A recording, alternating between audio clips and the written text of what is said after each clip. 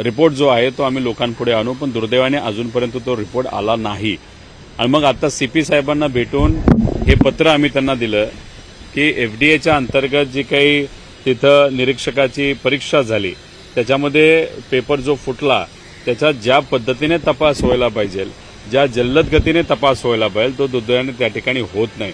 आणि मग विद्यार्थ्यांचं आणि आमचं आता कुठेतरी मत तिथं होत चाललेलं आहे की एमपीएससीमध्ये असणाऱ्या ठराविक अधिकाऱ्यांना वाचवण्यासाठी मुद्दामून हा तपास स्लो केला जातोय। मुद्दामून या तपासामध्ये कुठेही त्या ठिकाणी निष्कर्ष नाही तर कन्क्लुजन हे काढलं जात नाही, असं कुठेतरी आता आमच्या सगळ्यांचं मत होत चाललेलं आहे। त्यामुळे कृपा करून सीपी म्हणून तुम्ही याच्यामध्ये लक्ष घाला, कारण का तो जो काही क्राईम ब्रांच आहे ती सीपींच्या अंतर्गत येते। त्यामुळे पुढच्या काही दिवसांमध्ये या बाबतीत तुम्ही स्पष्टीकरण हे मुलांना लोकांना दिलं पाहिजे असं मागणी तिथं आम्ही केली आणि त्यांनी आम्हाला सांगितली या महिना अखेरीसपर्यंत आम्ही वेळ द्या। महिना अखेरीस नाही तर 1-2 सप्टेंबरला आम्ही तपासाचा अहवाल लोकांसमोर, मीडियासमोर, मुलांसमोर तिथं आणल्याशिवाय राहणार नाही। याच्यात अधिकचे काही पुरावे आमच्याकडे जे आलेले आहेत ते आम्ही त्यांना तोंडी तिथं सांगितले, त्यांनी ते नोट सुद्धा केलेले आहेत। आता या बाबतीत काय होतं आपण बघू। आता जसं एफडीएचा मुद्दा आम्ही हाती घेतला होता तसंच एक्साईज डिपार्टमेंटच्या अंतर्गत इंटरनल ज्या परीक्षा असतात ज्याच्यामध्ये प्रमोशन वगैरेचे मुद्दे असतात त्याच्यामध्ये मार्किंग पॅटर्न लीक झाला परीक्षेच्या आधी, हे आता सिद्ध झालेलं आहे। आणि हे सिद्ध होत असताना आम्हाला जे काही कळालेलं आहे, काही इंटरनल रिपोर्ट आमच्यापर्यंत तिथं पोहोचलेले आहेत जे कदाचित आपल्यासमोर आम्हाला देता येणार नाही इंटरनल रिपोर्ट असल्यामुळे, पण नवी मुंबई क्राईम ब्रांच यांनी एमपीएससीला तिथं स्पष्ट तिथं रिपोर्ट दिलेला आहे की तुमच्यातले काही अधिकारी जे एक्साईजची मार्किंग पॅटर्न जो लीक झाला त्याच्यामध्ये जबाबदार आहेत, पण अजूनपर्यंत एमपीएससीने त्याच्यावर कुठंच कारवाई केली नाही। त्याबद्दलची माहिती ही तिथं लोकांना आणि मीडियाला तिथं दिली नाही। त्यामुळे आम्ही सुद्धा आता एमपीएससीला जाऊन तिथं ठाम विचारणार आहोत की ह्या सगळे तपास जे कन्क्लूड झालेत ते तुम्ही लोकांसमोर का आणत नाही, स्पष्ट भूमिका तुम्ही तिथं का घेत नाही। आणि या सीपी बरोबर आम्हीच पाठपुरावा करतोय, पोलीस डिपार्टमेंटला आम्हीच एफडीएच्या बाबतीत पाठपुरावा करतोय, पण एमपीएससीकडनं कुठलाच पाठपुरावा तिथं होत नाही। म्हणजे कुठं ना कुठंतरी एमपीएससी मध्ये असणारे प्रमुख अधिकाऱ्यांना कोणी ना कोणीतरी वाचवतं हे मात्र त्या ठिकाणी स्पष्ट होत आहे। सर, दुसरा विषय तुम्ही घेऊन गेलेला होता सीपींकडे, पोलीस आयुक्तांकडे, तो कोणता प्रामुख्याने?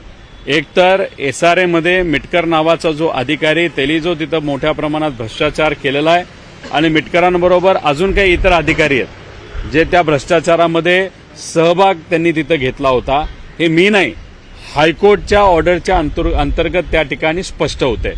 मग हायकोर्ट जर सांगत असेल तर मग तिथं एसआरएचे कमिशनरांनी लगेचच्या लगेच त्या मिटकरांवर कारवाई करण्याची अपेक्षा होती हायकोर्टच्या निर्णयानुसार, पण दुर्दैवाने त्यांनी तिथं कुठंच कारवाई केली नाही। कमिशनर साहेबांना आम्ही स्वतः भेटून त्यांना सांगितलं पुढच्या काही दिवसांत तुम्ही लगेच कारवाई करा, नाही तर हे सिद्ध होईल की तो जो काही 5-6 हजार कोटीचा भ्रष्टाचार झालाय त्याच्यामध्ये कमिशनर सुद्धा इन्व्हॉल्ड आहेत। त्यांना आम्ही संपर्क साधून त्यांनी त्या बाबतीत काय केलं हे आम्ही बघू, पण महत्वाचं काय ही संघटित गुन्हेगारी आहे। याच्यामध्ये काही अधिकारी एकत्रित येऊन सरकारचा पैसा नाही तर सरकारची जमीन तिथं कुठेतरी लाटण्याचा डेव्हलपरच्या माध्यमातून प्रयत्न तिथं करत आहेत। आणि असं जर होत असेल तर मकोकाच्या अंतर्गत त्यांच्यावर कारवाई ही केली जाऊ शकते। त्यामुळे हे असं पत्र आम्ही आता तिथं सीपी साहेबांना दिलेलं आहे आणि मकोकाच्या अंतर्गत कारवाई त्या अधिकाऱ्यांवर, कारण का संघटित गुन्हेगारी ही असल्यामुळे त्यांच्या तिथं कारवाई व्हावी अशी विनंती केलेली। त्यांनी म्हणलंय की मी हायकोर्टची पण ऑर्डर दिली, एसआरएच्या कमिशनरला दिलेलं पत्र सुद्धा दिलंय आणि यांना दिलेलं पत्र सुद्धा आहे। ते म्हणाले की याच्यावर नियमानुसार काय आम्हाला करता येईल याचा तपास आणि याचा अभ्यास करून पुढच्या 2-3 दिवसामध्ये आम्ही त्या बाबतीत तुम्हाला स्पष्टीकरण देऊ। प्रमुख अधिकारी कोण आहेत की जे या सगळ्या गोष्टींमध्ये, या भ्रष्टाचारांमध्ये इन्व्हॉल्वमेंट आहे आणि मुंबई महानगरपालिकेच्या किंवा मोठ्याची शासकीय भूखंड आहे जी विकासकांच्या घशात घालण्यात येतात? नाही, याच्यामध्ये आम्ही जे सांगितलं मिटकर नावाचा एक अधिकारी आहे, हे जे हायकोर्ट आहे त्यांनी त्या ठिकाणी सांगितलेलं आहे आणि त्यांच्याबरोबर काही इतर अधिकारी आहेत, त्यातले काही अधिकारी हे रिटायर झालेले आहेत। हे काय मी माझ्या तोंडून नाहीतर मला मिळालेल्या माहितीनुसार मी बोलत नाही, मला हायकोर्टची ऑर्डर माझ्या हातामध्ये त्या पद्धतीने तिथं बोलतं। हायकोर्टली सांगून सुद्धा जर एसआरए मध्ये तिथं कारवाई होत नसेल मग एकतर हायकोर्टचा अपमान तिथं हे सरकार करते, अधिकारी करतायत आणि त्यांनी दिलेला निकाल हा तिथं लागू केला जात नाही. म्हणजे कोणी ना कुणीतरी मोठा माणूस अशा चिरकुट पण पैशाली मोठ्या प्रमाणात बलाढ्य झालेले आणि मोठ्या प्रमाणात भ्रष्टाचार केलेला अधिकाऱ्यांना कुणी ना कुणीतरी राजकीय नेता वाचवतं हे मात्र त्या ठिकाणी सिद्ध होतं. दादा, आज आप कमिश्नर ऑफिस आए थे, आपने मुंबई पुलिस के सीपी से मुलाकात की, क्या विषय था, क्या मांग है? एक तो सीपी साहब से बात करके एमपीएससी के जो एफडीए का एग्जाम दिया गया था उसमें जो पेपर लीक हुआ था, नहीं तो क्वेश्चंस लीक हुए थे, उसके बारे में हम फॉलोअप कर रहे हैं. हम एमपीएससी भी गए थे, उसके बाद जो क्राइम ब्रांच जो तपास कर रहे इस विषय का उनको भी जाके हम मिले थे. उन्होंने कहा था 11 तारीख को, मतलब जो महीना अभी खत्म हो रहा है उसके 11 तारीख को, मतलब जुलाई महीना के अगस्त महीने के 11 तारीख को हम आपको रिपोर्ट देंगे. अनफॉर्चुनेटली वो रिपोर्ट अभी तक नहीं आया. तो सीपी के अंतर्गत वो क्राइम ब्रांच आता है, इसलिए सीपी साहब को अभी हम मिले, उनको बोले कि अभी विद्यार्थियों का कहना है कि अभी आपको आंदोलन करना पड़ेगा, मतलब हमको, मतलब सब विद्यार्थी को मिलके. तो अभी वो हमने उनको विनती की एक बार सीपी साहब से हम बात करते, चर्चा करते, क्या वस्तु. सीपी साहब ने कहा हमको 10 दिन दीजिएगा, सितंबर 1 या 2 तारीख को हम वहां पे आपको रिपोर्ट देंगे इन्वेस्टिगेशन का. लेकिन हमारा कहना है कि यहाँ पे जो डिले हो रहा है वहां से हमारा मत ऐसे हो रहा है या बच्चों का मत ऐसे हो रहा है कि कहाँ ना कहाँ तो भी बड़े अधिकारी जो एमपीएससी में उनको वहां पे बचाने की कोशिश सरकार या प्रशासन के माध्यम से वहां पे हो रही है.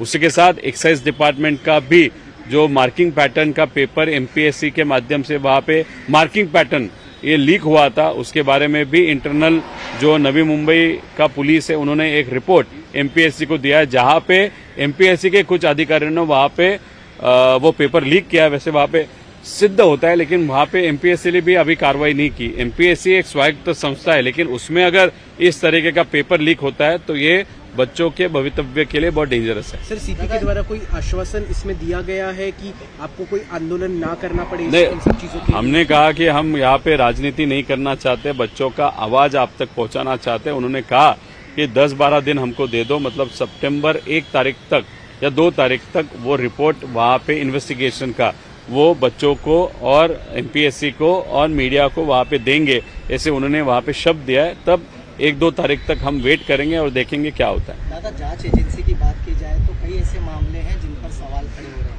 आज जो है मुंबई हाईकोर्ट से दाभोलकर हत्याकांड मामले में मेन शूटर जो था, जो अरेस्ट हुआ था, उसे बेल मिल गई है सचिन एंगेरे को. कैसे देखते हैं कि पिछले हमने देखा कि अदालत पहले लाइफ टाइम पनिशमेंट दी, अब जो भी निकल नहीं जाता. नहीं, देखो, दाभोलकर जी जो थे वो हर वक्त जो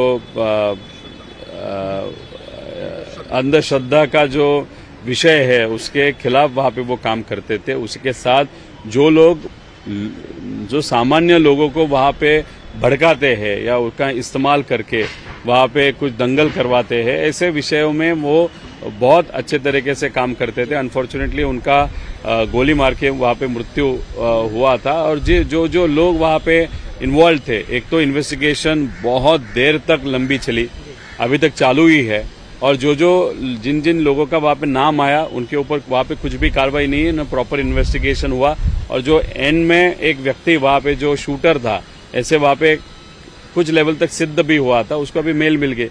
तो कहाँ ना कहाँ तो भी ये जो सरकार है या एक यंत्रणा है, अभी यंत्रणा जुडिशरी में है नहीं है वो मैं बता नहीं सकता, लेकिन जिस तरीके से सरकार के माध्यम से इस विषय के लिए लड़ना चाहिए था, वो न लड़ने के कारण ये केस वीक होते गया और उसमें अनफॉर्च्युनेटली उस व्यक्ती को वहां पे बेल मिला. सर, हाच मराठीत प्रश्न आहे. सचिन अंदुरे जो नरेंद्र दाभोलकर हत्या प्रकरणातला मुख्य आरोपी आहे, त्याला मात्र आता कोर्टाकडनं जामीन मंजूर केला जातो. त्याच्यावरती जी जन्मठेपेची शिक्षा सुनावणी गेली होती ती देखील रद्द करण्यात आलेली आहे. कशा पद्धतीने या कोर्टाच्या निर्णयाकडे पाहता? दाभोलकर साहेब हे नेहमी अंधश्रद्धेच्या विरोधात तिथं लढत आलेले आहेत आणि दुर्दैवाने त्यांचा मृत्यू त्यांना गोळी मारून काही लोकांनी त्यांना मारलं गेलं. त्यानंतर हे इन्व्हेस्टिगेशन मोठ्या प्रमाणात झालं असं दाखवण्यात आलं. पण जर आपण बघितलं तर विलंब या इन्व्हेस्टिगेशनमध्ये मोठ्या प्रमाणात झाला. ज्या खोलामध्ये जायला पाहिजे होते इन्व्हेस्टिगेशनमध्ये त्याच्यात कुठेही तिथं दिलं गेलं नाही. आणि कोर्टात ज्या आक्रमक पद्धतीने केस लढायला पाहिजे होती सरकारच्या माध्यमातून ती न लढल्यामुळे केस वीक होत गेली आणि त्याच्यात जो शूटर होता ज्याला जन्मठेप त्या ठिकाणी झाली होती ती सुद्धा जन्मठेप काढली असं आता आम्हाला समजतंय आणि त्याला बेल सुद्धा मिळाली. मग कुठं ना कुठंतरी एक यंत्रणा अशी आहे की जी दाभोलकरांच्या मृत्यूसाठी जबाबदार लोकांना कुठंतरी वाचवते असं मात्र त्या ठिकाणी आपल्याला म्हणावं लागेल. सरकार कुठेतरी सरकारचा पाठिंबा आहे का या सगळ्या हत्याकांडा, या संपूर्ण दाभोळकरांच्या हत्याकांडाला? बघा, दाभोळकर साहेब हे अंधश्रद्धेच्या विरोधात तिथं लढले होते आणि आज हे जे सरकार सत्तेत आहे, अंधश्रद्धा नाहीतर भोंदूबाबा व त्याच्याचबरोबर काळी जादू या सगळ्या विषयामध्ये फार नेते सुद्धा अग्रेसर दिसतात. फोटो या सगळ्या भोंदूबाबांबरोबर आपल्या सगळ्यांना दिसतात. त्यामुळे हे सरकार भोंदूबाबांच्या बाजूचं, काळ्या जादूच्या बाजूचं, अंधश्रद्धेच्या बाजूचं हे कुठेतरी सिद्ध होतं आणि हा जो तपास आहे ते पुढे घेऊन जाण्यासाठी सरकारचा खूप मोठा वाटा असतो. यंत्रणा हे सरकारचं तिथं ऐकत असते.